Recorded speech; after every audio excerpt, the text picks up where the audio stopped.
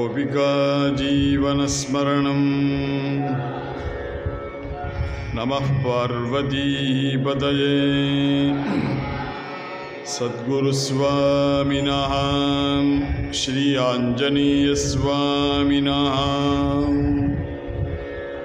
ॐ शुक्लाम्बरधरं विष्णुं शशिवर्णं चतुर्भुजं प्रसन्नवदनं ध्यायेत् सर्वविघ्नोपशान्तये स्मृते सकलकल्याणभाजनं यत्र जायते पुरुषस्तमजं नित्यं व्रजामि शरणं हरिं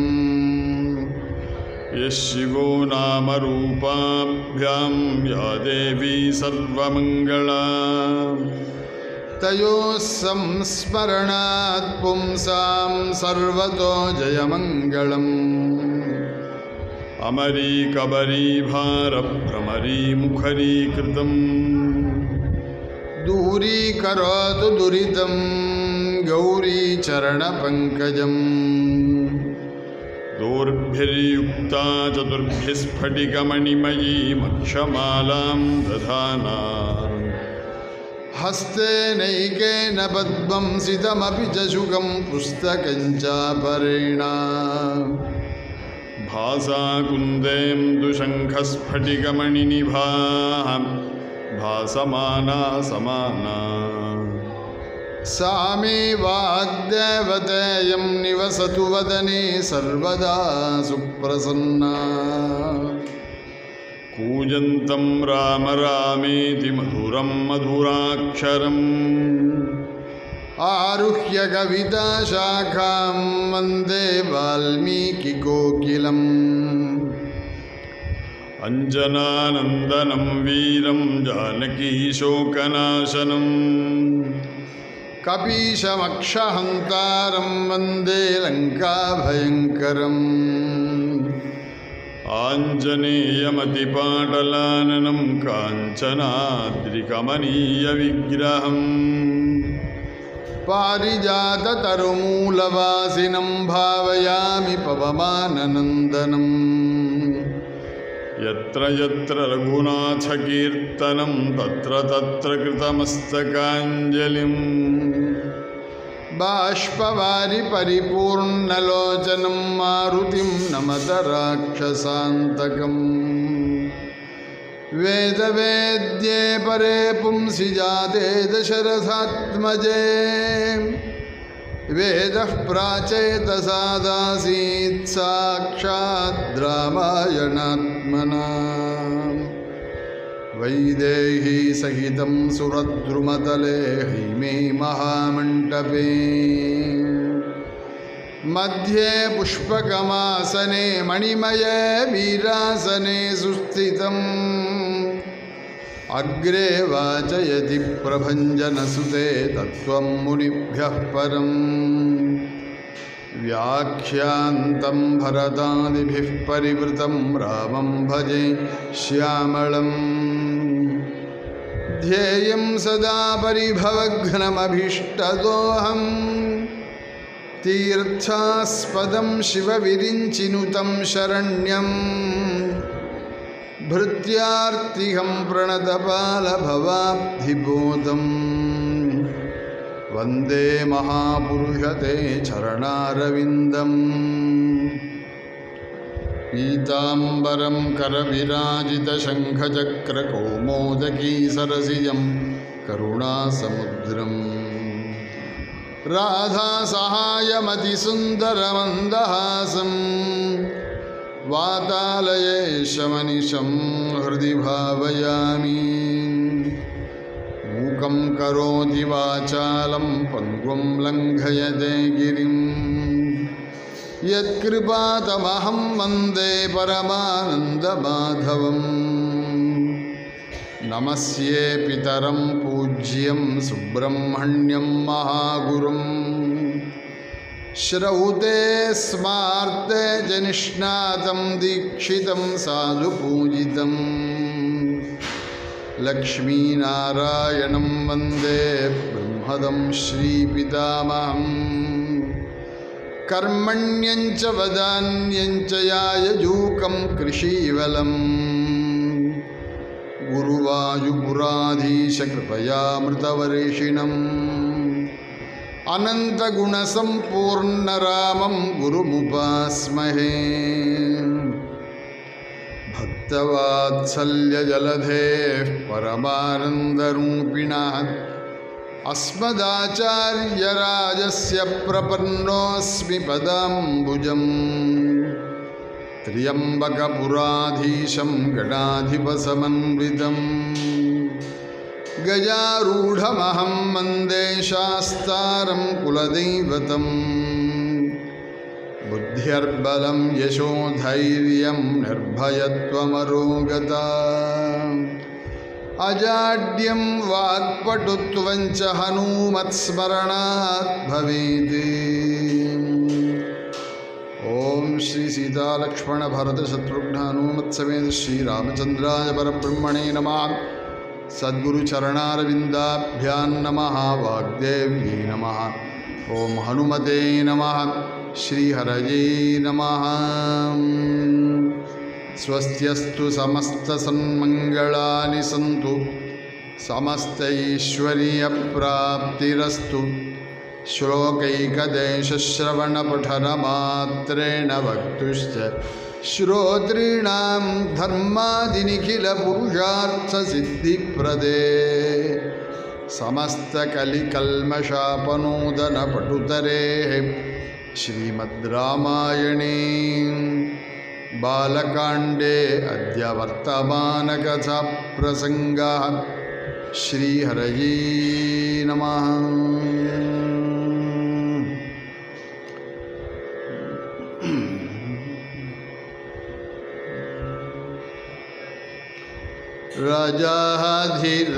राजाधिराजवेश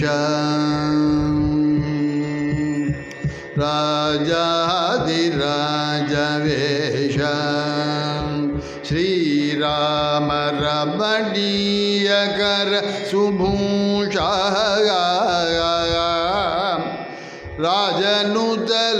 राजनुतललितभाषा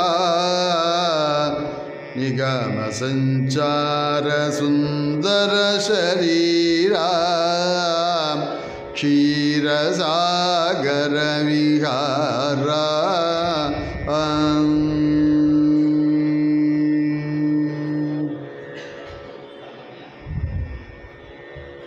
श्रीहपतिயான परमात्मा सर्वेश्वरन त्रेतायुगத்தில் சக்கரவர்த்தி திருமகனாக அவதாரமணின சரித்திரம் ஸ்ரீமத் ராமாயணம். எப்பாதம் பதமேவா அப்படின்னு சமக்கிரமாக ராமாயணத்தை பாராயணம் ஸ்ரவணம் யதாவகாசம் ஸ்ரவணம் இல்லை ஒரு ஸ்லோகத்தை முழுக்க தெரிஞ்சின்றாலும் போகும். இல்லை ஒரு 1/4 எஃப் பாதம் அது கூட அவகாசம் இல்லை.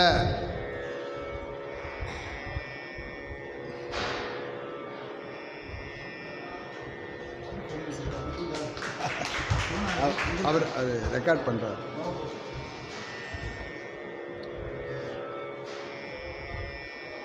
பதம் ஏவவான்னு ஒரு பதத்தை கேட்டால் கூட புண்ணியம் அப்படின்னு சொல்கிறது நமக்கெல்லாம் சௌகரியம்தான். காரணம் சமக்கிரமாக ராமாயண பாராயணங்கள்லாம் அதே வேலையாக இருந்து பண்ணின காலங்கள்லாம் போல் ஒரு பார்ட்டயத்தில் தான் நம்ம பகவானை பூஜையோ பகவத்கதா ஸ்ரவணமோ நமக்கு கிடைக்கிறது. அது லபிக்கும்போது நம்ம அனுபவிக்கிறோம். அதில் நம்மளால் எவ்வளவு அனுபவிக்க முடியும், அதை நன்னா அனுபவிக்கணும், யதாவகாசம் அனுபவிக்கணுங்கிறதுக்காக தானே இந்த ராமநவமியில் பாலகாண்டங்கிறத மட்டும் எடுத்துட்டு ராம சங்கல்பத்தினால இப்போ நடந்து வருகிறது.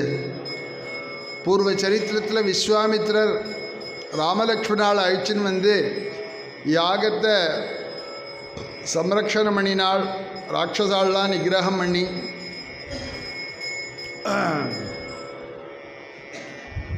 குழந்தைகள் நமஸ்காரம் பண்ணி நிற்கிறார்கள். தௌ பிரணாம சல காக்கபக்ஷகோ பிராதரோ அவபிருதப்ளுதோ முனி. ஆசிஷாம் அனுபதம் சமஸ்பிருஷது தர்பபாட்டித தலேன பாணினா அப்படின்னு காளிதாச கவி சொல்கிறார்.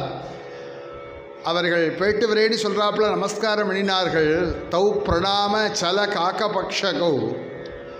அவள் நமஸ்காரம் எடுத்து அந்த குடுமி ஆடுறது ராமனுக்கும் லக்ஷ்மணனுக்கும் பிராதரவ் சகோதரர்கள். அப்போ விஸ்வாமித்திரர் எப்படி இருந்தானால் அவபிருதா புளுதோ முனிகி அப்படின்னான்.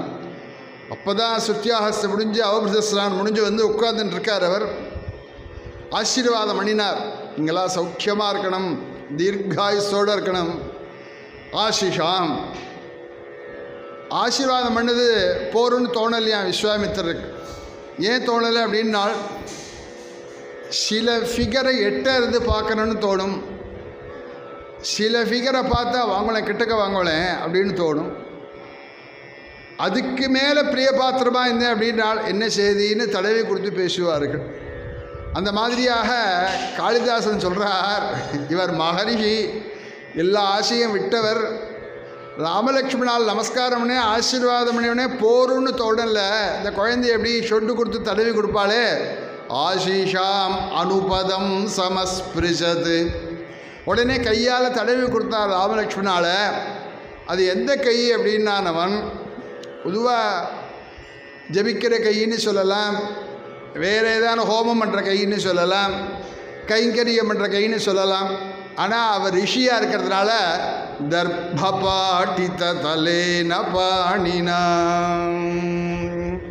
சமித்து தர்பேன்னு அனுஷ்டானத்துக்கு கொண்டு வந்து அது ஆஞ்சு அது அறுத்து காய்த்து போன கையினால் ஆசீர்வாதம் பண்ணினார் அப்படின்னு ரகுவம்சத்தில் வர்ணிக்கிறான் காளிதாசன். அப்படி குழந்தைகள் அப்படி சொல்லிக்கிறாப்புன்னொடனே மிதிலைக்கு வாங்கோன்னு சொன்னார் அப்படின்னு நேற்றுக்கு சொன்னோம். அப்போ தான் போகிற வழியில் கங்கையை பார்த்தார்கள். இந்த கங்கையினுடைய விபரத்தை கேட்குறார் ராமர். உடனே கங்கையில் தோன்றின கார்த்திகேயனை பற்றி சொன்னார் அப்படின்னு சொன்னோம். காங்கேயன் அப்படின்னு பேர் இல்லவா சுப்பிரமணிய சுவாமிக்கு. அதனால் யஹா கார்த்திகேயே பக்தா அப்படின்னா இந்த முருகன்ட்ட பக்தி யாருக்கு வரதோ அவர்கள் ரொம்ப பாக்கியம் உள்ளவர்கள். அப்போ தான் முருகன்ட்ட பக்தி வரும்.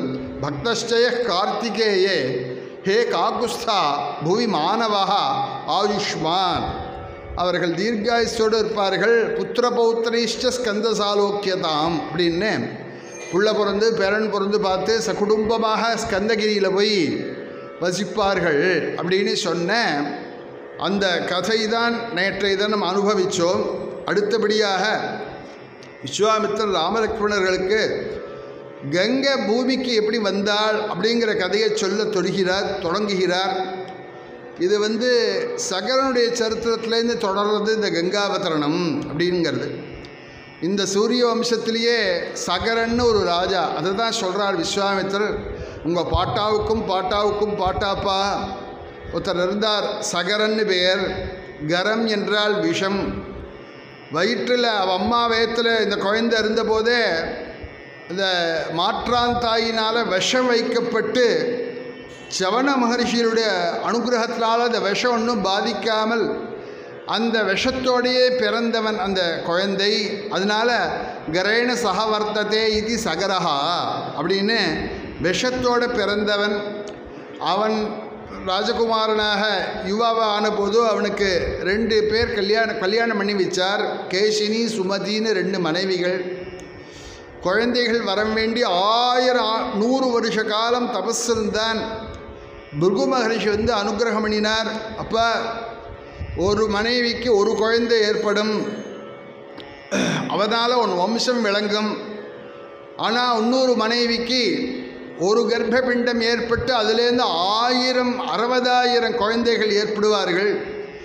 அவர்கள் ரொம்ப வலிமையாக இருப்பார்கள், புகழோடு இருப்பார்கள், திறமையோடு இருப்பார்கள். அதனால் 2 பேர்கிட்ட யாருக்கு எந்த குழந்தைகள் வேணும்னு சொல்லு அப்படின்னு அவள் விருப்பப்படி அடையலாம் அப்படின்னு சொன்னபோது கேசினியுடைய விருப்பப்படி எனக்கு ஒரு பையன் போருன்னு அவள் கேசினி. அதனால் அந்த சகர மகாராஜாவுக்கு கேசினிட்ட ஒரு பையன் பிறந்தான். அவனுக்கு பேர் தான் அசமஞ்சன் அப்படின்னு பெயர். அடுத்தபடி இந்த சுமதி இருக்காள, அவளுடைய விருப்பப்படி அவள் ஒரு கர்ப்ப பிண்டத்தை பறித்து அதிலேருந்து 60,000 குழந்தைகள் தோன்றினார்கள். அதனால தான் இதெல்லாம் அமானுஷ்ய சக்தின்னு சொல்கிறது. எப்படி மகாபாரதத்தில் காந்தாரி ஒரு கர்ப்ப பிண்டத்திலேருந்து அந்த கர்ப்ப பிண்டம் வெளியில் வந்து 100 குழந்தைகள் ஏற்பட்டான்னு மகாபாரதத்தில் சொல்லப்படுறதோ, அந்த மாதிரியாக இந்த சுமதியினுடைய ஒரு கர்ப்ப பிண்டத்திலேருந்து 60,000 குழந்தைகள் தோன்றினார்கள். இந்த முதல்ல சொன்னேனே கேசினி, அவளோட பிள்ளை அசமஞ்சன்னு சொன்னமே, அவனுடைய நடவடிக்கை ஒரு மாதிரியாக இருந்தது அப்படின்னு சொல்லப்படுறது. அதாவது அவன் பற்றுதல் இல்லாமல் இருந்தான். அதோடு கூட அவனுக்கு எந்த குழந்தைகளை பார்த்தாலும் அந்த குழந்தைகளை உடனே என்ன பண்ணுவான், அப்படியே பிடிச்சிட்டு போய் நேராக கொண்டு விடுவான். எங்கேன்னா அது புரிய முடியாது சொல்கிறேன். சில பேர் ஆற்றுல நீட்டாக உள்ளவாளுக்கு குப்பை எப்பயே பார்த்தா அவனை ஏந்துன்னு அந்த குப்பையை எடுத்து குப்பை தொட்டியில் கொண்டு போடுவாள். எங்கே அவள் குப்பை கண்ணில் பட்டாலும் நம்மள்கிட்ட பேசிகிட்டே இருப்பாள். அப்போ தான் அதுக்கு முன்னாடி அரை மணி பெருக்கிட்டு போயிருப்பா, தொடச்சிட்டு போயிருப்பா. எங்கேயான ஒரு குப்பை இருந்தால் அதை பார்த்துட்டே இருப்பார், நோட் பண்ணுவார். காரணம் என்ன அப்படின்னு கேட்டாக்க, க்ளீனாக இருக்கணும், குப்பை இல்லாமல் இருக்கணும். பேசிகிட்டே இருந்தவர் ஞாபகமாக உடனே அந்த குப்பையை எடுத்து போய் அந்த குப்பை தொட்டியில் போடுறாப்புல அசமஞ்சன் இந்த தெருகளில் யார் குழந்தைகள் விளையாடினாலும் அந்த குழந்தைய எடுத்துன்னு போய் நேராக சரையூ நதியில் கொண்டு போட்டு விடுவோம்னா. இது குப்பையை போட்டால் பேசாமல் இருப்போம், குழந்தைய போட்டால் பேசாமல் இருப்பாளா? அதுக்காக தான் குப்பையை சொல்லிட்டு குழந்தைய சொல்கிறேன் நான். இப்போ குழந்தைகள் எந்த குழந்தைகளை பார்த்தாலும் அவனை கொண்டு சரையூ நதியில் போய் போட்டுட்டு தான். இதனால் பெரிய கம்ப்ளைண்ட் ஜாஸ்தியாக போய் சகரன்கிட்ட சொல்ல, சகரன் என்ன பண்ணுறான், அவனை நாடு கடத்தி விடுகிறான் அப்படின்லாம் சொல்லப்படுறது. ஆனால் அவன் அசமஞ்சன் ஞானி அப்படிங்கிறது பாகவதத்தில் நிரூபணம் பண்ணுறாள். எப்படி நிரூபணம் பண்ணுறாள்னால், எத்தனை குழந்தைகளை கொண்டு போட்டாலும் அத்தனை குழந்தைகளையும் திருப்பி கொண்டு வந்தான் அப்படின்லாம் சரித்திரம் இருக்குது ஸ்ரீமத் பாகவதத்தில். காரணம் அப்படின்னா, முளையிலே கில்றாப்பில் இவாளெல்லாம் வளர்ந்து ஆளாகி புண்ணிய பாபத்துக்கு அவர்கள் வசப்பட்டு அப்படிங்கிறதெல்லாம் கணக்கு பண்ணுறான் போலும். அதனால குழந்தைகளெல்லாம் நதியில் பிடிச்சி போட்டுருந்தான் அப்படின்லாம் சொல்லி அவன் மகா ஞானிங்கிறதுனால அத்தனை குழந்தைகளையும் திருப்பி மீட்டான் அப்படின்லாம் அந்த சரித்திரம் விஸ்தாரமாக இருக்குது. ஆனால் அந்த அசமஞ்சனுடைய பிள்ளை அம்சுமான், இந்த சகர சக்கரவர்த்தி அஸ்வமேத யாகம் பண்ணினார். அவருக்கு நிறையா அஸ்வமேதம் பண்ணணுங்கிற எண்ணம் அவருக்கு. சதக்கிரதூன்னு பேர் இந்திரனுக்கு. அவன் 100 அஸ்வமேதம் பண்ணினா என்ன செய்து இந்திரான்னு போய் கேட்டுள்ளான். இப்போ எலெக்ஷன் மாதிரி தான். 100 அஸ்வமேதம் பண்ணிட்டா இந்திரா இங்கே எழுந்திருக்கலாமான்னு கூட கேட்கறதுக்கு அவளுக்கு ரைட்டு உண்டான். அந்த சீட்டில் போய் உட்காரத்துக்கு அவளுக்கு ரைட்டு உண்டு. அந்த மாதிரியாக சகரன் அஸ்வமேத யாகம் பண்ணி குதிரையை அவிழ்த்து விட்டான். இந்திரன் என்ன பண்ணால் அந்த குதிரையை பிடிச்சின்னு போயிட்டான். குதிரையை பிடிச்சின்னு போய் நேர பூமிக்கு அடியில் கபிலாசிரமம் போய் கபில மகர்ஷி இங்கே தபஸ் பண்ணிட்டு இருக்காரு, அந்த ஆசிரமத்தில் கொண்டு விட்டுட்டு போயிட்டான் இந்திரன். சகரன் தன் குழந்தைகளெல்லாம் கூப்பிட்டு 60,000 குழந்தைகளையும் இந்த குதிரையை போய் தேடி கொண்டு வார்கள் அப்படின்னு சொன்னபோது அவர்களெல்லாம் பூமி பூராவும் தேடினார்கள். எங்கே தேடியும் அந்த குதிரை கிடைக்கல. உடனே அப்பாட்ட கேட்டார்கள், இந்த பூமியில் இல்லைன்னா அடியில் கொண்டு வச்சிருப்பான், ஆனால் பூமியை தோண்டி தேடுங்கள் அப்படின்னு சொல்ல அவர்கள் பூமியை தோண்டி பாதாள பரியந்தம் சென்றார்கள். கீழே போக போக போக போக என்னாச்சு, இந்த பூப்பிரபஞ்சத்துக்கு நேர கீழே அடியில் சரியா கீழ் மட்டத்தில் அடியில் இருக்குது கபிலாசிரமம்.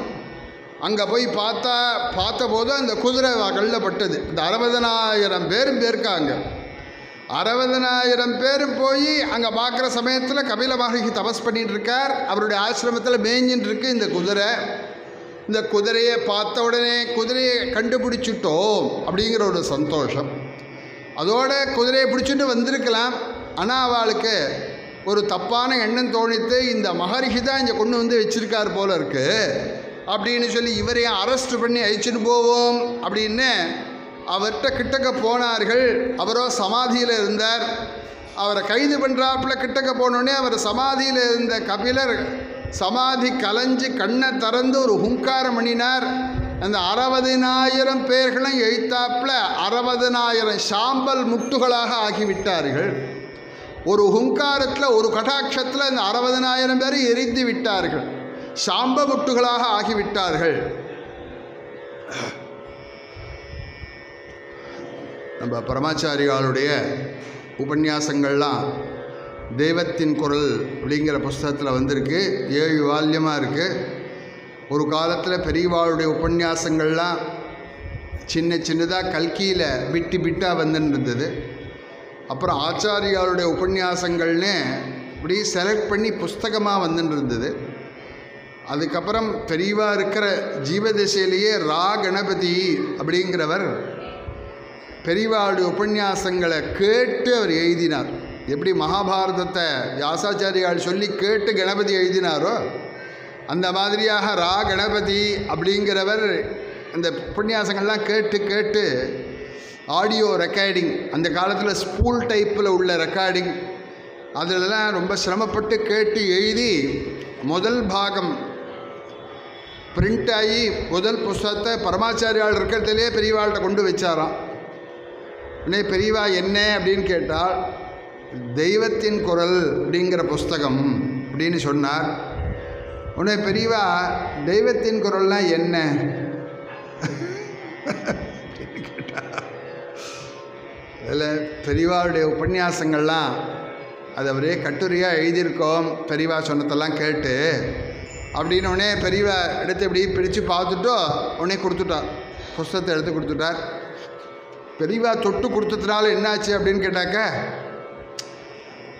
அந்த புஸ்தகம் முதல் வேல்யூம் வந்த உடனே பெரியவா இது அங்கீகாரம் பண்ணியிருக்கா அப்படிங்கிற சந்தோஷத்தோட அடுத்தபடி உபன்யாசங்கள்லாம் கேட்டு எழுத ஆரம்பித்தார். அந்த மாதிரியாக 2nd volume, 3rd volume, 4th volume, 5th volume, 6th volume அப்படின்னு 6 வால்யூம் 6 காண்டமாக வந்தது. அடுத்தபடியாக ரொம்ப சிரமப்பட்டு, அதாவது ஒரு புஸ்தகத்தில் எழுதினத்தை இன்னொரு புஸ்தகத்தில் எழுதக்கூடாது அல்லவா, அந்த மாதிரி தான் எழுதியிருக்கார் பெரியவா சொன்ன உபன்யாசங்கள் எல்லாத்தையும். அடுத்தபடியாக 7வது வால்யூம் எழுதி முடித்தார். நம்ம கிருஷ்ண யஜுர்வேத 7 காண்டமும் அந்த மாதிரி 7வது பாகத்தை எழுதி முடித்தவுடனே அப்புறம் பெரியவாள்கிட்டே போய் அடைஞ்சுட்டார் அவர். அப்போ தான் எல்லோரும் சொன்னார்கள் அவர் வந்த காரியம் முடிஞ்சு போயிடுத்து, அதனால்தான் 7வது பாகத்தை எழுதி முடிச்சுட்டு அவர் பெரியவாள்கிட்ட கடைசியில் போய் சேர்ந்துட்டார் அப்படின்லாம் புஸ்தகத்தில் வந்ததுன்னு வச்சுப்போம். எதுக்கு சொல்ல வந்தேன்னு கேட்டால், பிட்டாக வந்தது, சின்ன புஸ்தகமாக வந்தது, அப்புறம் வேல்யூமாக வந்தது. இப்போ நம்ம நாளில் என்னாச்சு, அதுவே உபன்யாசமாக வர ஆரம்பிச்சுருது. இப்போ எல்லோரும் பெரியவாளுடைய விஷயங்களையே உபன்யாசமாக எடுத்துட்டு சொல்கிற அளவுக்கு அத்தனை விஷயங்கள் இருக்குது. அதில் பெரியவா என்ன எழுதியிருக்கா அப்படின்னு கேட்டால், இதுக்கு நேராக தான் அமெரிக்கா இருக்குது, நம்ம இங்கே பூப்பிரபஞ்சம் இருக்க இந்தியா, இதுக்கு நேராக கீழே அமெரிக்கா இருக்குது. அதில் கலிஃபோர்னியா அப்படிங்கிறது தான் கபிலாசிரமம். அங்கே போய் பார்த்தேன்னா ஒரு இடம் இருக்குது, ஒரே சாம்பல் முட்டுகளாக இருக்குது. அந்த அமெரிக்காவில் கலிஃபோர்னியாவில் கேட்டேன்னா அதுக்கு பேர் ஐஸ்லேண்டுன்னு சொல்லுகிறார்கள். ஸோ ராமாயணம் சத்தியம் அப்படிங்கிறதுக்கு யாருக்கான அமெரிக்கா போகணுங்கிற எண்ணம் போனேன்னா அதை போய் பார்த்துட்டு வாங்கோ அப்படின்னு பெரியவா சொல்லியிருக்கா, எழுதியிருக்கான்னு சொல்லுவார்கள். நான் எதுக்காக சொல்ல வந்தேன்னு கேட்டால், இப்போ இதெல்லாம் போகிறதுங்கிறது ரொம்ப சர்வசாதாரணமாக இருக்குது, போகிறவா ஞாபகம் வச்சுக்கோங்கிறதுக்காக சொல்ல வந்தேன் இந்த விஷயத்தை. இந்த சாகரர்கள் 60,000 பேர்கள் சாம்பல் முட்டலாக ஆகின போதும் இவர்கள் திரும்பவில்லை. சகரன் கலங்கினான், அம்சுமானை தேடும்படியாக சொன்னான். அந்த அம்சுமான் எல்லா இடத்துலையும் தேடினான். கடைசியில் எங்கேயும் கிடைக்காமல் இவாள்லாம் ஏதோ வெட்டின்னு போனான்னு சொன்னாலே சுயம்பிரபா பிலம் மாதிரி, அங்கே போவோன்னா அதுக்குள்ளே போய் தேடின போன சமயத்தில் குதிரையும் இருந்தது. கபில மகர்ஷி தபஸ் பண்ணிட்டு இருந்தார்.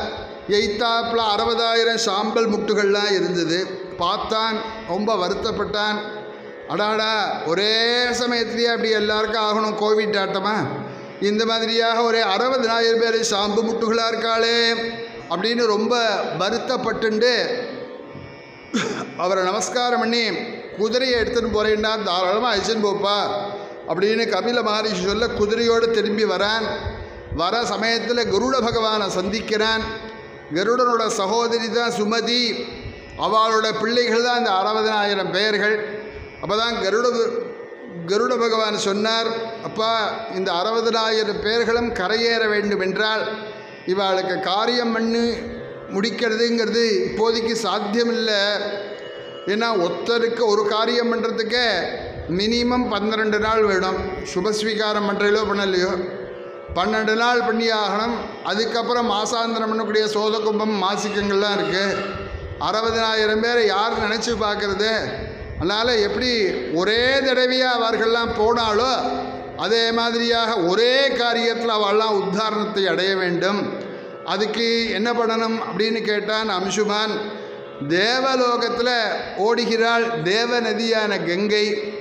அந்த கங்கை ஜலம் இதில் பாய்ந்து இந்த சாம்பல் முட்டு மேலே பாய்ஞ்சு இது ஃபுல்லாக நனைஞ்சதுன்னா கங்காரு பாயிராப்பிள்ளைன்னு சொல்லுவா. கல்டிவேஷன் பண்ணுறவா, விவசாய கல்டிவேஷன் பண்ணுறவா இருக்கா பார்த்தலா. இப்போ ஆச்சு சித்திரை பிறந்தாச்சா, அடிக்கிற வெயிலில் தஞ்சாவூர் ஜில்லா திருச்சி ஜில்லாலாம் பார்த்தீங்கன்னா வெயில் அடித்து ஒரே பொழந்து கிடக்கும். வயல்கள்லாம் வெடிப்பு விட்டு ஒரே எதிரியாக பொழந்து கிடக்கும். ஆடி மாதத்துக்கு அப்புறம் காவேரியில் ஜலம் அது வரக்கூடிய காவேரி ஜலங்கள்லாம் உபநதி வாய்க்கால்கள்லாம் அந்த வயலில் பாயறதுக்கு பேர் வெங்காறு பாயறதுன்னு பேர். அப்படி ஜலம் பாஞ்சு பாஞ்சு என்னாகும், அந்த வெடிப்புலலாம் ஊறி ஊறி ஊறி ஊறி ஜலங்கள்லாம் கீழே எவ்வளவு தூரம் போக முடியுமோ போய் அப்புறம் ஏகோதகமாக வயல்கள்லாம் மூக விட்டு தான் விவசாய வேலைகள் ஆரம்பிப்பார்கள்.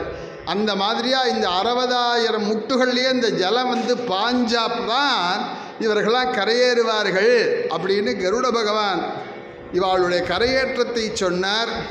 அம்சுமான் குதிரையோட நாடு திரும்பினான். சகர சக்கரவர்த்திகிட்ட கொண்டு முதல்ல குதிரையை கொண்டு கொடுத்து யாகத்தை பூர்த்தி பண்ண சொன்னான். அஸ்வமேத யாகம்னா நடந்துட்டு இருந்தது, அதனால் யாகத்தை பூர்த்தி பண்ண சொன்னான். யாகம் பூர்த்தியாகிடுத்து. இப்போ யாகம் கூட பண்ணிடலாம் போல இருக்குது. இப்போ 60,000 பேரை கரையேற்ற வேண்டிய ஒரு கட்டாயம். அதுவும் எப்படி இருக்குது அப்படின்னு கேட்டாக்கா, கோவிட்னு எதுக்காக சொன்னேன்னா வேக்சின் ஃபாரினில் இருக்குது அங்கேருந்து கொண்டு வரணும்னு சொல்கிறாப்புல. கங்கைங்கோ ஃபாரினில் இருக்காப்புல, தேவலோகத்தில்னா இருக்காள். அந்த தேவலோகத்தில் உள்ள கங்கையை யாரால் கொண்டு வர முடியும்?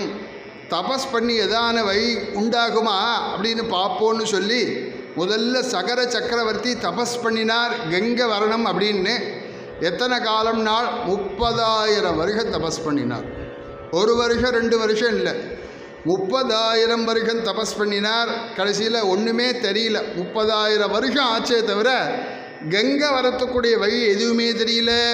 அதனால் கடைசியில் அவருக்கு ரொம்ப வயசானவரானதுனால அம்சுமானுக்கு பட்டம் கட்டிட்டு அவரும் போய் சேர்ந்துட்டார். ராமா காலதர்மம் கதே ராமா சகரே பிரகிருதி ஜனா ராஜானம் ரோஜயாமாசு அம்சுமதம் சுதாமிகம்.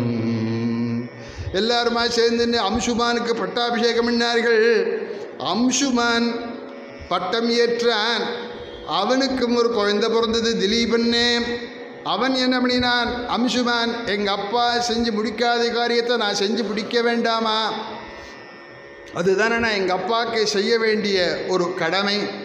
அதனால் எங்கள் அப்பா பண்ணின தபஸை நான் போய் கண்டினியூ பண்ணுறேன் அப்படின்னு சொல்லி அவன் ஹிமய பர்வதத்தில் போய் பார்ஸ்வத்தில் தபஸ் பண்ணுறான். எங்கள் அப்பா பண்ணதை காட்டில் நான் கூட பண்ணணும் அப்படின்னு.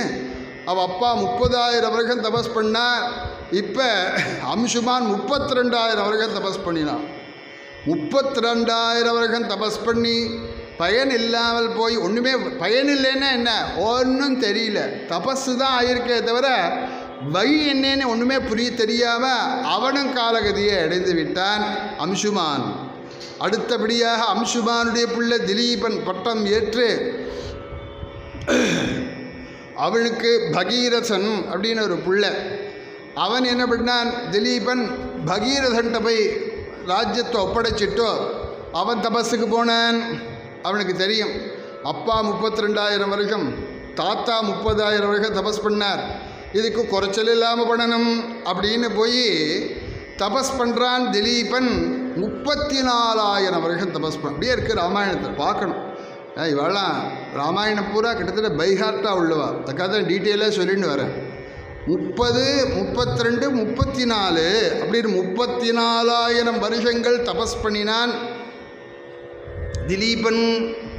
34,000 வருஷம் முயற்சி பெற்று கடைசியில் பலன் இல்லாமபடி அவன் வியாதிகிரஸ்தனாக ஆகி காலகதியை அடைந்து விட்டான்.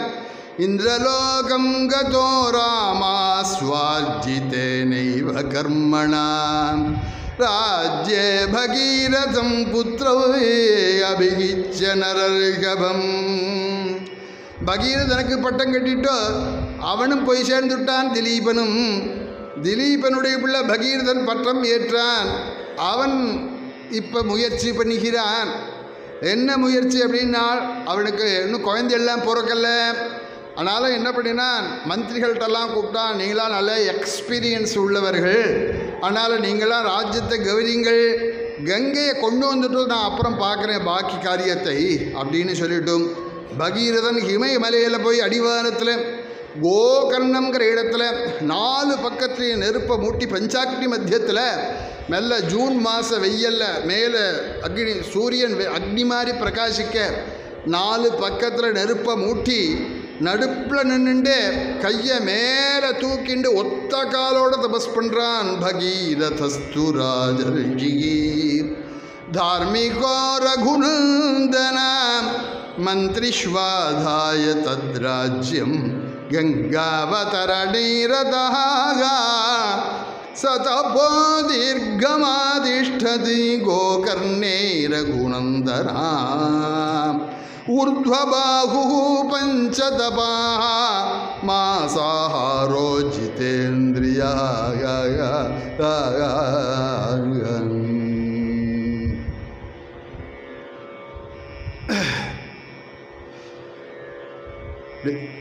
பகீரதன் இந்த மாதிரி கடுமையாக தபஸ் பண்ணின போது என்ன ஆச்சுன்னா 1000 வருஷம் தபஸ் ஆச்சு.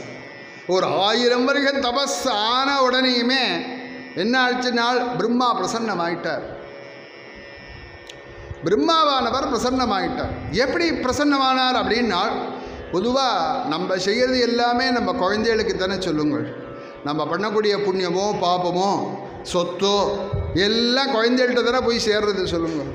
அதனால் பெரியவாள்லாம் பண்ண தபஸ் எல்லாம் கங்கையை கொண்டு வரணும்னு பண்ணின அந்த தபஸ் எல்லாம் இவனுடைய அக்கௌண்ட்டில் கிரெடிட் ஆகி ஸோ ஒரு 30,000 ஒரு 32,000 ஒரு 34,000ன்னு 96,000 வருஷ தபஸ் இவன் அக்கௌண்ட்டில் வந்தாச்சு.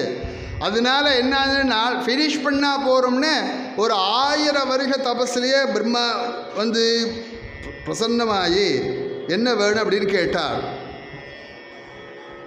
யதி மே பகவான் பிரீதः யத்யஸ்தி தபஸः ஃபலம் கங்காயாः சலிலே க்ளின்னே பஸ்மன் யேஷாம் மகாத்மனாம் ஸ்வர்கம் கச்சேயுः அத்யந்தம் சர்வே மே பிரபிதாமஹः.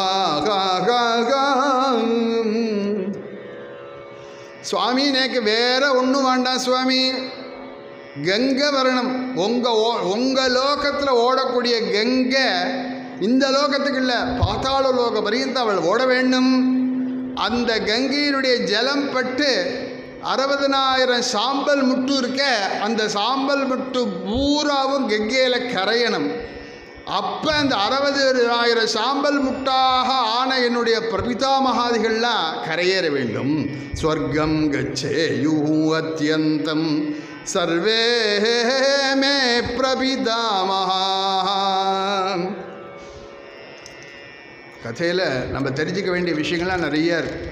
என்ன அப்படின்னு கேட்டால், நம்மளுடைய பித்திருக்காரியங்கள்லாம் சரியாக பண்ணலைன்னா 2-3 ஜென்ரேஷனில் உடனே தெரியும்னு சொல்கிறாரு. அதனால தான் ஜாதகங்களெல்லாம் பல குடும்பங்கள்லாம் பலவிதமான சிரமங்கள்லாம் கதையில் சொல்ல முடியாது. உபன்யாசத்தில் அவள்லாம் ஜோசியர்ட்டையோ பிரச்சனை வச்சு பார்க்குறதுலையோ எல்லாம் சொல்கிறா, அவங்க குடும்பத்தில் காரியம் விட்டு போனவாள்லாம் இருக்கா அப்படின்னு சொல்கிறா. அவள்லாம் யாரை கரையேற்றுறது சொல்லுங்க. பகீரதன் எங்கள் குடும்பத்தில் ஒருத்தர் 2 பேரில் இது மாதிரி விட்டு போனவா 60,000 பேர்கள். அதனால் 60,000 பேர்களும் அவர்கள் சொர்க்கலோகத்தை போய் அடையணும் இந்த துர்திசையிலேருந்து. அதனால தான் நான் தபஸ் பண்ணினேன், அதை எனக்கு அனுகிரகம் பண்ணுங்கோ அப்படின்னு உடனே பிரம்மா சொன்னார், அது இருக்கட்டும், நீ தபஸ் பண்ணியிருக்க, உனக்கு ஒன்றுமே கேட்கலையேன்னு கேட்டார் பிரம்மா. அப்போ தான் சொல்கிறான், தேயாச்ச சந்ததிர்தேவ நான் வசீதே குலஞ்சனா, எனக்கு நல்ல சந்ததி ஏற்படும், எங்கள் குடும்பம் என்னோட கட்டாகக்கூடாது, அதுக்கு ஒரு அனுகிரகத்தை நீங்கள் பண்ணுங்கோள் அப்படின்னு உடனே பிரம்மா சொன்னார், இயம் ஹைபவதி கங்கா ஜேஷ்டா ஹிமவத சுதா தாம்பை தாரயதும் சக்தா ஹரஹா அப்படின்னு. ஹிமவானுடைய பெண்ணுப்பா கங்கையானவள், அவள் தேவநதி, ரொம்ப பெரிய பிரவாகத்தோட உடையவளவள். அதோட மேலேருந்து இங்கே இந்த லோகம் வரணும்னா பொதுவாக நிம்னம் ஆபைவஸ்வயம்னு பாகவதத்தில் சொன்னாப்புல, மேட்லேருந்து பள்ளத்துக்கு ஜலம் வராப்புல, மேலேருந்து கீழே ஜலம் வரத்த அதுக்கு ஃபோர்ஸு ஜாஸ்தி. தேவநதி வேற, அவள் ரொம்ப பிரவாகம் ஜாஸ்தி. அவள் இந்த பூமியில் விழுந்தால் பூமியே இருக்காதுன்னார் பிரம்மா, பூலோகமே இருக்காது. எப்படி ஒரு மணல் முட்டில் டியூப்பை ஜலத்தை வச்சுன்னு இப்படி அடிச்சேன்னா அந்த மணல் முட்டு பூரா கரையிறதோ, அந்த மாதிரியாக மேலேந்து கங்கை வந்து டியூப்பால் தண்ணி அடிக்கிறாப்புல இந்த பூமியே இல்லாமல் போயிடும். அதனால அந்த வரக்கூடிய வேகத்தை தாங்கி யாரான ஒருத்தர் இந்த ஜலத்தை பூமியில் விட முடியாத ஒருத்தர் வேணும். அதுக்கு 6 நாள் சக்தஹா ஹரஹா, பரமேஸ்வரனால் தான் அது முடியும்ப்பா. இந்த சக்தி அவருக்கு மட்டும்தான் உண்டு. ஹரஸ்தத்ர நியுஜ்யதான், அவரை குறித்து நீ தபஸ் பண்ணி அவரை ஏற்பாடு பண்ண, நான் கங்கைக்கு வரத்துக்கு நான் பாஸ்போர்ட்டுக்கு ஏற்பாடு பண்ணுறேன்னார் அவர். நீ முதல்ல தாங்கிறதுக்கு ஏற்பாடு பண்ண, நான் கங்கை வரத்துக்கு நான் ஏற்பாடு பண்ணுறேன். கங்காயா பதனம் ராஜன் பிருத்திவி ந சகிஷ்யதி தாம்பை தாரயிதும் வீரே நானியம் பஷ்யாமி சூலினா. பரமேஸ்வரன் தவிர வேறு யாரும் எனக்கு தெரியலப்பா. பரமேஸ்வரன்ட்ட முதல்ல அவரை சரின்னு சம்மதம் வாங்கு அப்படின்னு சொன்னோடனே, அதே ஹிம பர்வதம் தானே. உடனே என்ன பண்ணா, அந்த நாளில் கேசட்டுன்னு சொல்லிட்டு பக்கத்தை ஏ சைடை பி சைடை திருப்பி போடுவா இல்லவா. இப்போ கங்கைக்காக தபஸ் பண்ண, இப்போ பரமேஸ்வரனுக்காக தபஸ் பண்ணுறான். பரமேஸ்வரனை குறித்து தபஸ் பண்ணுறான். அத சம்வத்சரே பூர்ணே சர்வலோக நமஸ்கிருதா உமாபதி பசுபதி ராஜானமிதமப்ரவீத். கதையில் சுவாரஸ்யங்கள்லாம் உண்டு, கவனிக்கிற வாழ்க்கை தான் புரியும். அது இது தபஸ்ன்னு ஆரம்பித்தா உடனே அவரை குறித்து ஏதாவது 30,000 40,000 வரைக்கும்னு சொல்ல போகிறாரோ நாள். அதை சம்வத்சரே பூர்ணே, ஒரே வருஷம், ஒரு வருஷம்தான் தபஸ் பண்ணார். பரமேஸ்வரன் ஏத்தாப்பில் ஆவிர் பவிச்சுட்டார். காரணம் என்னென்னால் ஆசுதோஷி பரமேஸ்வரன். அவருக்கு ரொம்ப ரொம்ப நம்மள்கிட்ட எதிர்பார்க்க மாட்டார். அவரை குறித்து நீங்கள் பூஜை பண்ணினா உடனே பலன் கிடைக்கும். நான் பெரியவாள்லாம் சிவ பூஜைங்கிறத கம்பல்சரியாக வச்சுருந்தார்கள்.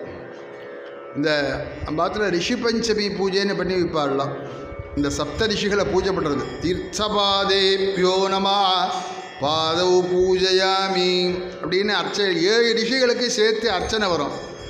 அதில் சிவ பூஜா ரதேப்யோ நமஹா அப்படின்னு ஒரு அர்ச்சனை. நான் கூட நினைப்பேன், ஏன் அவள்லாம் விஷ்ணு பக்தாளாக இருக்கக்கூடாதா, இல்லை சாக்தாளாக இருக்கக்கூடாதா, ஏன் இந்த வரியை போட்டிருக்கா சிவ பூஜா ரதேப்யோ நமஹான்னு. கஷ்யபோத்ரிர் பரத்வாஜா விஸ்வாமித்ரோத கௌதமா ஜமதக்னிர் வசிஷ்டஸ்ச அப்படின்னு 7 ரிஷிகள். அந்த 7 ரிஷிகளை சேர்த்து ஒன்னிச்சு பகுவஜனத்தில் அர்ச்சனை பண்ணுறத சிவ பூஜா ரதேப்யோ நமஹா அப்படின்னு ஒரு அர்ச்சனை. இதுக்கு சொல்ல வந்தேன், நமக்கெல்லாம் உடனே பலனை கிடைக்கிறாப்புல தான் ஆன்மீகத்தில் சிவ பூஜையை வச்சிருக்கிறார்கள். ஒரே வருஷம் பகீரதன் தபஸ் பண்ண முடித்த உடனே பரமேஸ்வரன் பிரசன்னமாகி என்ன வேணும் அப்படின்னு கேட்டால், வேறு ஒன்றும் பண்ண வேண்டாம், நீங்கள் கங்கை வரத்துக்கெல்லாம் ஏற்பாடு பண்ணிவிட்டேன். பிரம்மா சொல்கிறார், அவரை தாங்கி பூலோகத்தில் விடணும்னு சொல்கிறார். நீங்கள் சுமை தாங்கியாக இருக்க வேண்டும் அப்படின்னு கேட்டான் பகீரதன். பொதுவாக யாரை என்ன சொல்லணும்னே ஒரு ஒரு பரிஸ்திதி உண்டு. பெரிய தீட்சித்வாள் சாஸ்வாளாக இருந்தால் என்ன சொல்லுவா, நீங்கள் வாங்கோ ஒரு 10 வார்த்தை சொல்லுங்கோ, இல்லை ஒரு சங்கல்பம் சொல்லுங்கோ, ஒரு ஆசீர்வாதம் சொல்லுங்கோன்னா நடக்கும். இதோ வாசலில் வண்டி காத்துட்டே இருக்கே, பொட்டியை தூக்கி அதில் ஏற்றி வைங்கோ அப்படின்னு சொன்னால் எப்படி இருக்கோ அந்த மாதிரியாக கங்கையை நீங்கள் தாங்க வேண்டும். அதுக்காக தான் சுமதாங்கின்னு சொன்னேன். நீங்கள் சுமை தாங்கியாக நீங்கள் அது தாங்க வேண்டும்னார். அவர் அதெல்லாம் பித்தா பிறை சூடினார் சுந்தரமூர்த்தி சுவாமிகள். அவர் எதையுமே லட்சியம் பண்ண மாட்டார் பரமேஸ்வரன். அப்பா நீ தபஸ் பண்ணியிருக்க, பிரசன்னமாயிட்டேன், நீ என்ன சொன்னாலும் செய்கிற, என்ன சொன்ன சுமதாங்கியாக இருக்கணும். யாருக்குன்னாலும் கங்கைக்கு. கங்கை வருவாள் மேலேருந்து, அவளை நீங்கள் தாங்கி நீங்கள் இறக்கி விடணும் அப்படின்னு சொன்ன உடனே பரமேஸ்வரன் சரின்னு சொல்லிட்டார். உடனே பிரம்மாட்ட போய் சொன்னான். பிரம்மா உடனே கங்கையை கூப்பிட்டு சொன்னாள், ரொம்ப வருஷமாக 3-4 ஜென்ரேஷனாக இந்த தபஸ் நடந்துட்டுருக்குமா, அதனால் நீ கிளம்பணும் இங்கேருந்து அப்படின்னாள். எங்கே அப்படின்னு கேட்டாள் அவள். பூலோகத்துக்குன்னாள். ராடா பூலோகத்துக்கானாள் கங்கை.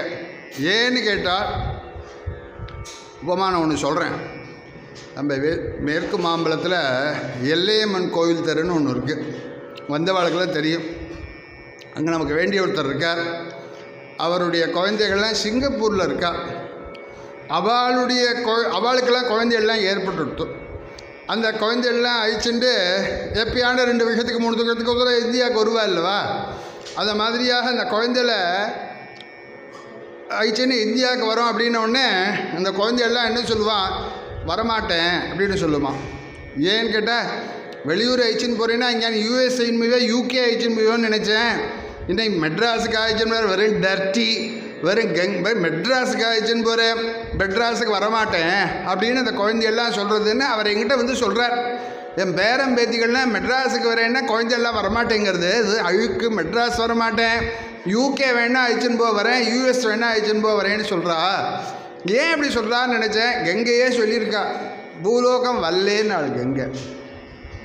ஏன் அப்படின்னால், என்னுடைய புனிதத்தன்மை கெட்டுவிடும், கண்ணா பின்னான்னு என்னை யூஸ் பண்ணுவார்கள், இதனுடைய மதிப்பு அவளுக்கு தெரியாது, அதனால் நான் வல்லை அப்படின்னு. என்ன இல்லை உனக்கு மதிப்பு கொடுக்குறவா உனக்கு மதிப்பு கொடுத்துட்டு தான் இருப்பாம்மா, அதனால் நீ கட்டாயம் வா அப்படின்னு சொன்ன உடனே அவள் பார்த்தாள். அடுத்தபடி நான் வரதா இருந்தால் ரொம்ப வேகமாக இருக்குமே, அதுக்கு என்ன பண்ணுறதுன்னா அதுக்கெல்லாம் ஏற்பாடு பண்ணிட்டோம். இப்போ சொல்லுவா ஜேசிபிலாம் ஏற்பாடு பண்ணிட்டேன்னு சொல்லுவாள் இடிக்கிறதுக்கு.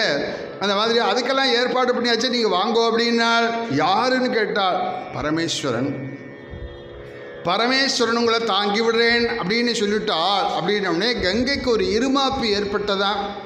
என்ன பரமேஸ்வரனால் தாங்க முடியுமா, என் வேகத்தை பரமேஸ்வரனால் தாங்க முடியுமா அப்படின்னு ரொம்ப வேகமாக வராள் தேவலோகத்திலேருந்து இங்கே பூலோகத்தை குறித்து. ததா சா சுமஹத்ரூபம் கிருத்வா வேகஞ்ச துஸ்ஸகம் ஆகாஷாதபதத்கங்கா சிவே சிவசிரஸ்யுத. ரொம்ப வேகமாக பரமேஸ்வருடைய தலையில் வந்து விகராள். என்ன நினச்சின்னு வராள் அப்படின்னாள், நான் பாத்தாளோக பரியந்த போகணும் அப்படின்னு நேக்கு இது வாங்கியிருக்கார்கள், பர்மிட் வாங்கியிருக்கிறார்கள். ஆனால் பாத்தாளலோக பரியந்த பரமேஸ்வரன் அழிச்சின்னு போக போகிறேன். விஷாமியகம் ஹி பாத்தாளம் ஸ்ரோதசா கிருஹ்ய சங்கரம். பரமேஸ்வரன் அழிச்சுன்னு பாதாள வரையும் கொண்டு விட்டுடுறேன், சுழலில் அடிச்சுன்னு போகிறவா மாதிரி அப்படின்னு சொல்லி வேகமாக பரமேஸ்வரன் தலையில் வந்து விழுகிறாள். பரமேஸ்வரன் ரெடியாக நிற்கிறான்.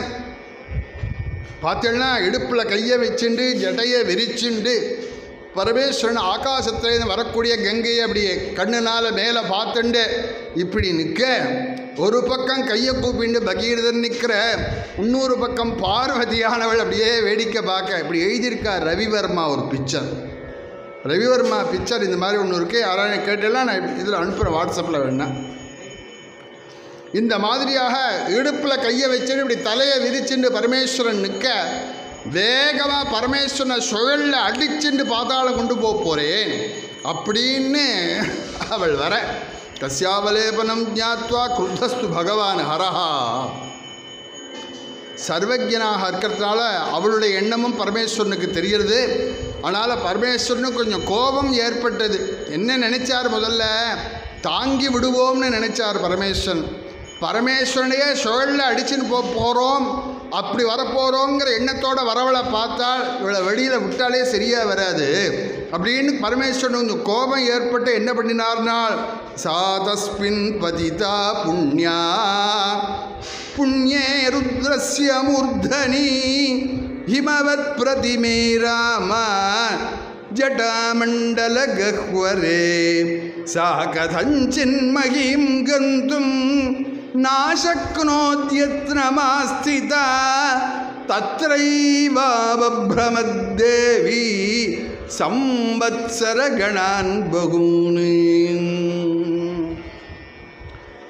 புண்ணியமான பரமேஸ்வரனுடைய தலையிலேன்னு இருக்கு. புண்ணியே ருத்ரஸ்ய மூர்தனி.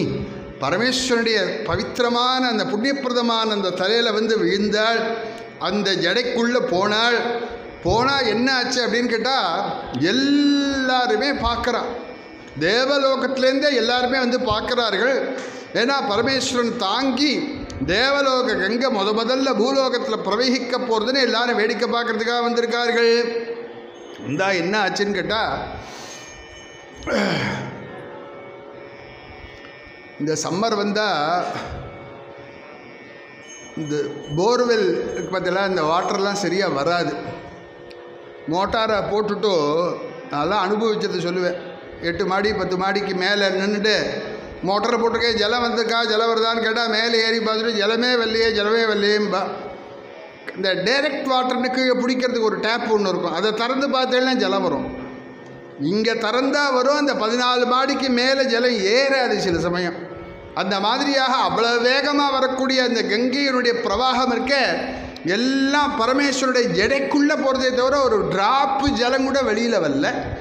அவள் என்ன பண்ணுறாள், இப்போ கடைசியில் பரமேஸ்வரனை சுருட்டின்னு போகாட்டாலும் பாதகம் இல்லை, எனக்கு பாஸ்போர்ட் வாங்கியிருக்காளே, நான் வெளியில் வந்தாகணுமே என்ன, பரமேஸ்வரனுடைய ஜடையிலேருந்து வெளியில் வரணும்னு பார்க்குறாள். தத்ரீவ அவப்ரம், அங்கேயே சுத்தராள், ஜடைக்குள்ளேயே சுத்தராள். எப்படினால் சம்பத்சரகணான் பகூனு, எத்தனையோ வருஷங்கள் அவள் பரமேஸ்வரனுடைய ஜடைக்குள்ளேயே சுத்த. உடனே எல்லாரும் பார்த்தார்கள். மேலேந்து வர பிரவாகம் தெரிகிறது, பரமேஸ்வருடைய சிரஸ்ஸு தெரிகிறது, பரமேஸ்வரன் சிரஸில் விழக்கூடிய அந்த ஃபால்ஸு தெரிகிறது. கடைசியில் பார்த்தா கீழே ஒரு சொட்டு கூட ஜலம் இல்லையே அப்படின்னு சொல்லி பரமேஸ்வரன் எல்லாரும் மறுபடியும் ஸ்தோத்திரம் பண்ணேன். இப்போதான் பரமேஸ்வரன் பக்தவசியனாக ஆகி தன்னுடைய ஜடையை பிரித்து விட்டார். பிரித்து விட்ட போது என்னாச்சு, பரமேஸ்வருடைய தலையிலேருந்து இந்த கங்கையானவள் பிரவகித்து அந்த ஹிமவத் பர்வதத்தில் உள்ள பிந்து சரஸில் போய் விழுந்தது. அந்த பிந்து சரஸ்லேருந்து ஒரே ஓவர்ஃப்ளோ ஆகி மேற்கு பக்கமாக 3 நதிகள், கிழக்கு பக்கமாக 3 நதிகள் பிரவகிச்சது.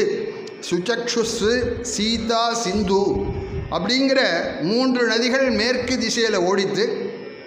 கலாதினி, பாவனி, நளினி அப்படின்னு சொல்லக்கூடிய 3 நதிகள் கிழக்கு பக்கமாக ஓடித்து. ஒரே ஒரு ஃபால்ஸ் மட்டும் அலகநந்தா அப்படிங்கிற பெயரோட பகீரதன் கிட்டக்க வந்தாள். பகீரதனை தொடர்ந்தாள். ததைவாலகநந்தா ச விஸ்ருதா லோக பாவனி சப்தமீ சான்வகாத்தாசாம் பகீரதமதோ நிருபவே. பகீரதனுடைய தேரை குறித்து, அவனை குறித்து ஒரே ஒரு பிரவாகம் மட்டும் வந்தது. அதனால் அவள் அலகநந்தான பெயர் அவளுக்கு. பூமியை தொடாமல் மேலே சஞ்சாரம் பண்ணக்கூடிய கங்கைக்கு அலகநந்தைன்னு பெயர்.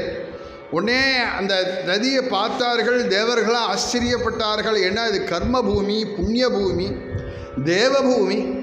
இங்கே வந்து கங்கை விழுந்திருக்காள். அதனால் கங்கைக்கு பெருமை ஜாஸ்தி. அதோடு கூட விஷ்ணுபதினு பேர் அவளுக்கு. அதுக்கப்புறம் பரமேஸ்வருடைய சிரோ சம்பந்தம் ஏற்பட்டது. அதுக்கப்புறம் கர்மபூமியில் சம்பந்தம் ஏற்பட்டது. ஸோ 3 விதத்தில் ரொம்ப பெருமை வாய்ந்தவளாக இருக்கிறார்கள். தத் சங்கர சிரோ பிரஷ்டம் பூமிதலே புனः யரோச்சத ததா தோயம் நிர்மலம் கத கல்மஷம் தத்ர தேவரிஷி கந்தர்வாக வசுதாதல வாசினः பவாங்க பதிதம் தோயம் பவித்திரமிதி பஸ்பிருஷு. இதெல்லாம் அவசியம் தெரிஞ்சிக்க வேண்டிய ஸ்லோகங்கள். அதாவது தேவலோகத்தில் ரொம்ப பியூரிஃபை பண்ண வாட்டராக இருந்தாலும் பரமேஸ்வரன் தலையில் பட்டு அதுக்கப்புறம் இந்த பூப்பிரபஞ்சத்தில் பட்ட போது ஒன்றும் பவித்திரத்துவம் அதுக்கு ஏற்படுறது. அது எப்படி அப்படின்னு கேட்டாக்க, உயர்ந்த ஜலமாக இருந்தாலும் அதை கலசத்தில் வச்சு அதில் ஆவாகனம் பண்ணி ஜபங்கள்லாம் பண்ணால் எப்படி அதுக்கு ஒன்றும் பெருமை ஜாஸ்தியோ, அப்போ தானே அந்த ஜலத்தை எல்லோரும் நான் முந்தி நீ முந்தின்னு வந்து கேட்குறா. சொல்லுங்க, என்ன இந்த மெட்ராஸ் மும்பை ஜலத்தை தான் டேப்லேருந்து பிடிச்சி வைக்கிறா அந்த சொம்பில். இருந்தாலும் கூட அதில் ஆவாகனம் பண்ணி பூஜை பண்ணியாச்சுன்னா எப்படி அந்த ஜலத்துக்கு மகிமை ஜாஸ்தியோ, அந்த மாதிரியாக பரமேஸ்வரன் தலையில் சங்கரனுடைய தலையில் விழுந்தது, பூமியில் ஏற அதுக்கிலே விழுந்திருக்கு. ஸோ விஷ்ணு பிரசாதமாக இருந்தது, சிவப்பிரசாதமாக இருந்தது, கர்ம பூமியில் வந்து சேர்ந்துருக்கு அப்படின்னு சொல்லிட்டு தேவர்கள்லாம் வந்து என்ன பண்ணாலும் இங்கே வந்து ஸ்நானம் பண்ணாலும். சஸ்னுகுன்னே வியாக்கியானம் பண்ணியிருக்கார்கள். பஸ்பிருஷு அப்படிங்கிறதுக்கு மாகேஸ்வர தீர்த்தர்கள்லாம் சஸ்னுகு ஸ்நானமே பண்ணார்கள். ஏன்னா பரமேஸ்வரன் தலையில் பட்டு வந்திருக்கே அப்படின்னு சொல்லிட்டு ஸ்நானம் பண்ணினார்கள். பகீரதோபி ராஜரிஷி திவ்யம் ஸ்யந்தனமாஸ்திதாம் பிராயாதக்ரே மகாதேஜா தம் கங்கா பிருஷ்டதோன்வகாதே. மணி ஆயிடுத்துன்ட்டு பகீரதன் என்ன பண்ணுறார், தேரை வேகமாக ஓட்டுகிறார். கங்கையை சீக்கிரம் கொண்டு போகணும் பாதாள பரியந்தம் அப்படின்னு சொல்லி. ஸோ பகீரதனுடைய தேரை பின் தொடர்ந்து வேகமாக வந்துட்டுருக்காள். அது எப்படி இருக்குது அப்படின்னு கேட்டாக்க, 4 வீலரில் 2 வீலரில் மும்பை சென்னையிலலாம் போகக்கூடியவா 2 வெஹிக்கிளில் போகிறவா என் பின்னாடி வாங்கணும்னு சொல்லிட்டு போவான், பின்னாடியே வாங்கணும்னு சொல்லிட்டு போவேன். சில தூரங்கள் தான் போக முடியும். அப்புறம் டிராஃபிக்கில் என்ன ஆகுன்னு கேட்டால், ஒருத்தர் வந்து க்ரீன் சிக்னலில் போயிடுவார், பின்னாடி வந்தவர் ரெட் சிக்னலில் மாட்டினுடுவார். உடனே என்ன ஆகுன்னு கேட்டால், இவருக்கு க்ரீன் சிக்னலில் வந்து கிளம்பி போகிறதுக்கெல்லாம் அவர் எங்கேயோ போயிருப்பில்லவா. அந்த மாதிரியாக பகீரதன் ஒரு காலகட்டத்தில் என்ன ஆச்சு, பின்னாடியே வந்திருந்த கங்கையை திரும்பி பார்க்குறான், காணும் கங்கையை காணும். ஏன் என்ன காரணமேனே உடனே வண்டியை திருப்பிண்டு அவளை தேடின்னு வர்றதுக்காக வருவா இல்லவா. நான் சின்ன வயசுலாம் ஞாபகம் இருக்குது, இங்கே ஃபியட் கார் தான் போகும். சீதா சீதா ஜவ் சீதா சீதா நேராக போகணும்னு சொல்லுவாள். நேரையே போங்கிறதுக்கு சீதா சீதா அப்படின்னு சொல்லுவா இல்லவா. அந்த மாதிரி நேரேன்னு சொல்லிட்டு வந்தேன், பின்னாடி வராமல் ஏன் கோணலாக போயிட்டா போல இருக்கே கங்கை. அதுக்குள்ளே யார் கங்கா பூஜைக்கு கூப்பிட்டான்னு தெரியலையே கங்கையை அப்படின்னு சொல்லிவிட்டு வண்டியை மறுபடியும் திருப்பின்ட்டு பகீரதன் வந்து பார்த்தா அதுக்குள்ளே ஒரு பெரிய காரியம் நடந்துருது. காரணம் என்னென்னா, ஜென்னு மகர்ஷிங்கிறவர் யாகம் பண்ணிட்டு இருந்தார். அவள் வர அந்த வேலை வர பிரவாகத்தில் என்னாச்சு, இந்த யாகசாலைக்குள்ளே பூந்து விட்டாள் கங்காதேவி. கங்கா ஜலமானது பூந்து என்னாச்சு, ஒரே ஏகோதகமாக ஆகிவிட்டது. ததோகி யஜமானஸ்ய ஜன்னோகோ அத்புத கர்மணா கங்கா சம்பிராவயாமாச யஜ்ஞவாட்டம் மகாத்மனா தஸ்யாவலேபனம் ஞாத்வா குருத்தோ யஜ்வாது ராகவா. இந்த மாதிரியாக ஒரே திரியாக அங்கே ஒரு கங்கா ஜலம் சூழ்ந்து விட்டது. சூழ்ந்தா என்னாச்சு, இங்கே அக்னி அங்கங்கே கார்கவத்தியம் தட்சிணாக்னி ஆகவனியம் மகாவேதி அப்படின்னு பார்த்தீங்கன்னா அங்கே வந்து தாட்சிணாத்திய அக்னி ஒரேரியா அங்கங்கே அக்னி மூட்டி வச்சுருக்கா. ஹிம் பூவஸ்வரோன்னு அவாவா சஸ்திரம் சொல்லிட்டு இருக்கா. இந்த சூழ்நிலை திடீர்னு ஜலமானது ஒரே பூந்து பிரளயமாக ஆகிவிட்டது. ஜலம் பூந்த உடனே அந்த யாகம் பண்ணுறவருக்கு எவ்வளோ கோபம் வரும்னு சொல்லுங்க. அதனால் ஜென்னுக்கு கோபம் வந்துருத்துறா. ராமான்னு கூப்பிட்டு சொல்கிறார், என்ன குருத்தோஜ்வாது ராகவா. உடனே கோபம் வந்துருத்து வந்து ஜென்னுக்கு என்ன பண்ணார் தாத்தான்னு கேட்டார் ராமர். அபிபச்ச ஜலம், ஜலத்தை குடிச்சார்னார் அதானே அப்படின்னார். கதையை என்ன கவனிச்சு அபிபச்ச ஜலம் சர்வம், எல்லாத்தையும் குடிச்சுட்டார்னார். அது எப்படின்னார், அதான் அத்புத கர்மனா ஜென்னோ. அவர் ஒரு டிராப் கூட மிச்சம் பாக்கி இல்லை, எல்லாத்தையும் குடிச்சுட்டார். கொஞ்சம் கூட பாக்கி இல்லாமல் எல்லாத்தையும் குடிச்சு விட்டார். அபிபச்ச ஜலம் சர்வம் கங்காயா பரமாத்புதம் பூஜயந்தி மகாத்மானம் ஜன்னும் புருஷ சத்தமம். இந்த இடத்துல பூஜயத்தி ஸ்மெல்ல பூஜயந்தி மகாத்மானம் அப்படின்னு எல்லாருமே வந்தார்கள். ஜன்னூட்டை வந்து சொன்னார்கள், சுவாமி வரம் கொடுத்தாலும் பூஜாரி வரம் கொடுக்கலன்னு சொல்கிறாப்புல. அவனும் ரொம்ப கஷ்டப்பட்டு கழிச்சுட்டு வந்திருக்கான்.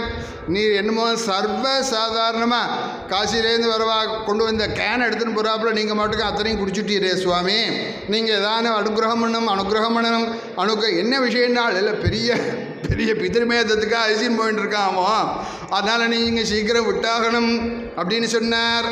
அப்புறம் இப்போ ரிஷிகளுக்கெல்லாம் ஒரு பெரிய காரியம், அதுக்காக கங்கை கொண்டு போகிறாள். இல்லை எங்கள் யாகசாலைக்குள்ளே வந்தா, அதனால் இந்த யாகசாலைக்குள்ளே ஜலத்தை குடிக்கலான்னு நினச்சேன். பார்த்தா எல்லாமே உள்ளே போயிடுத்தானார் அவர்.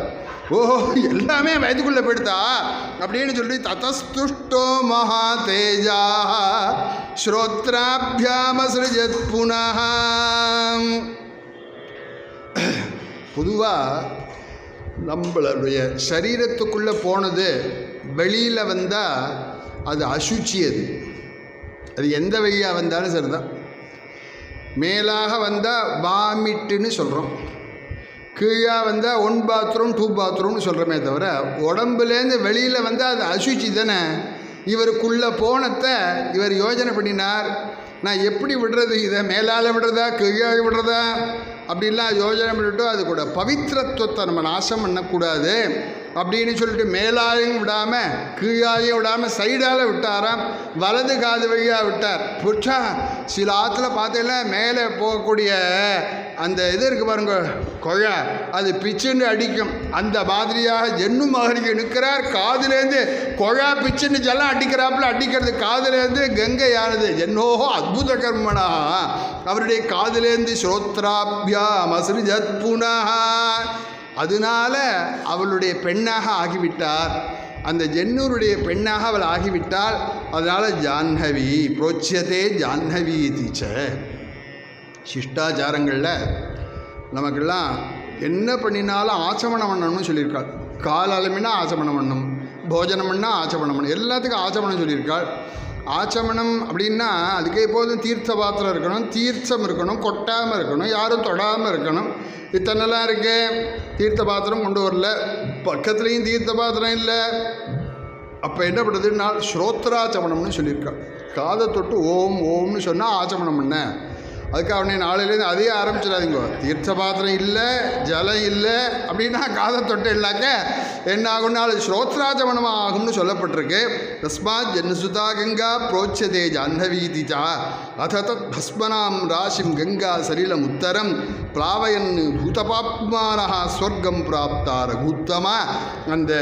அந்த ஜலமானது கங்கா பிரவாகமானது இந்த கபிலாசிரம வரியந்தம் போய் அதில் ஒரே தெரியாக எல்லா இடத்துலையும் பரவி அந்த சாம்ப முட்டெல்லாம் நினச்சி எல்லாத்தையும் கரைச்சி கடைசியில் 60,000 பேர்களும் தேவசீரத்தோடு மேலே போய் தூதபாப்மானஹான்னு பாபம் தொலைந்தவர்களாக அந்த ரிஷிகளால் ஏற்பட்ட அந்த தோஷங்கள்லாம் நிவர்த்தியாகி நேர சொர்க்காதி லோகம் போய் அடைந்தார்கள் அப்படின்னு சொல்லி எஞ்ச துகிதா ஜேஷ்டா தபகங்கா பவிஷ்யதி. அப்பா பகீரதா, இனிமேல் இவளும் உன்னோட பெண்ணு தான்ப்பா. தொத்கிருத்தேனச்ச நாம்நாத லோகே ஸ்தாஸ்யதி. உன் பெயர் அவளுக்கு உண்டு. 3 பதா பாவயந்தீதி தத 3 பதகா. 3 லோகத்தை இவளை வந்து பாவனமாக பண்ணுகிறாள், 3 லோகத்தையும் செல்கிறாள். அதனால் அவளுக்கு 3 பதகா அப்படின்னு பெயர். அதோட உன்னுடைய பெண்ணாக இருக்கிறதுனால பாகீரதி அப்படிங்கிற பெயர் அப்படின்லாம் சொல்லி இத்தனை ஆயிருக்கு. நன்னா கவனிங்கோ. ஆரம்பத்திலேருந்து இவ்வளவு சிரமப்பட்டிருக்கான் அந்த தேவலோக கங்கையை இங்கே கொண்டு வரதுக்காக. இன்னும் டச் பண்ணல பகீரதன். அந்த ஜலத்தை இன்னும் தொட்டு பார்க்கலையாம். காரணம் என்னனால் நான் எந்த காரியமாக கொண்டு வந்தேனோ அது நிறைவேறணும், அப்புறம்தான் நான் அந்த ஜலத்தை தொடுவேன்னு சொல்லி கிருதோதகா சுச்சி ராஜா சோபுரம் பிரவிவேஷா. அதுக்கப்புறம்தான் அவர் ஸ்நானம் பண்ணார், அர்க்கியம் விட்டார், தீர்த்தத்தை நம்மளாம் கங்கைக்கு எடுத்துகிட்டு போகிறாப்புல ஆற்றுக்கு எடுத்துகிட்டு போனார் அப்படின்னு சொல்லப்பட்ட உயர்ந்த கங்காவதரணம் இது. யார் இந்த கங்கா ஏகதே ராம கங்காயாக விஸ்தரா அபிஹிதா மயா விஸ்தரா அபிகிதா. ராமா, உன்னுடைய ஸ்ரத்தைக்காக விஸ்தாரமாக சொன்னேன் இந்த கங்கையினுடைய அவதரணத்தை. ஸ்வஸ்தி பிராப்னுகி பத்ரந்தே சந்தியாகாலா அதிவர்த்ததே. சந்தியாகால சீக்கிரம் வந்துடுதோ. யார் இந்த கங்கா அவதரணத்தை கேட்குறாளோ தன்யம் யசஸ்யம் ஆஜுஷ்யம் புத்ரியம் ஸ்வர்கியமதீவச்ச பிரியந்தே பிதரஸ்தஸ்ய பிரியந்தே தெய்வதானி ச சர்வே பாபாः பிரணஷ்யந்தி ஆயுः கீர்த்திश्च வர்ததே. தன்யம் ரொம்ப ஸ்ரேயஸையும் ரொம்ப பாக்கியத்தையும் கொடுக்கக்கூடியது. அதே மாதிரியாக தீர்காயஸை கொடுக்கக்கூடியது, சந்தானத்தை கொடுக்கக்கூடியது. புத்திரியம் அப்படின்னால் அதே மாதிரியாக சொர்க்காதி லோகங்கள் கொடுக்கக்கூடியது. நம்ம கேட்கறதுனால இப்போ ப்ரெசண்டில் கேட்கறதுனால என்னென்னா பிரியந்தே பிதரஸ்தஸ்ய, நம்மளுடைய பித்திருக்கள்லாம் இருக்காளே அவள்லாம் இந்த கங்காவதரணத்தை நம்ம இப்போ சிரவணம் பண்ணுறதுனால நம்ம பித்திருக்கள்லாம் ரொம்ப சந்தோஷப்படுறாள், பரம சந்தோஷத்தை அடைகிறார்கள். பிரியந்தே தெய்வதானிச்சா அப்படின்னு நம்ம ஆத்து குடும்பத்தில் உள்ள தெய்வங்கள், நம்மளுடைய இஷ்ட தெய்வம், குலதெய்வம், இந்த கங்காவதரணை எங்கே நடக்கிறதோ அங்கே உள்ள இந்த ஆஸ்திக சமாஜத்தில் உள்ள அனைத்து தெய்வங்கள் எல்லாருமே பிரியந்த தெய்வதானிச்ச எல்லாருமே சந்தோஷப்படுகிறார்கள். இதோட எல்லா பாபமும் எடுத்துட்டு சர்வே பாபாக இங்கே வந்திருக்க அட்டன் பண்ணியிருக்கல இன்றைக்கி எல்லாருடைய பாபமும் எடுத்தான் இந்த கங்காவதரணத்தை கேட்கறதுனால. அதனால தான் கங்காவதரணத்தை ஸ்ராத்த காலத்தில் அதுவும் பிராமணால் போஜனம் பண்ணுற சமயத்தில் பாராயணம் பண்ணு. அவள் இந்த பச்சனையும் விடையும் பார்த்துட்டு சாப்பிட்டாலும் கூட அவள் காதில் நீ சொல்கிற ஸ்லோகங்கள்லாம் போய் காதில் வேணும்.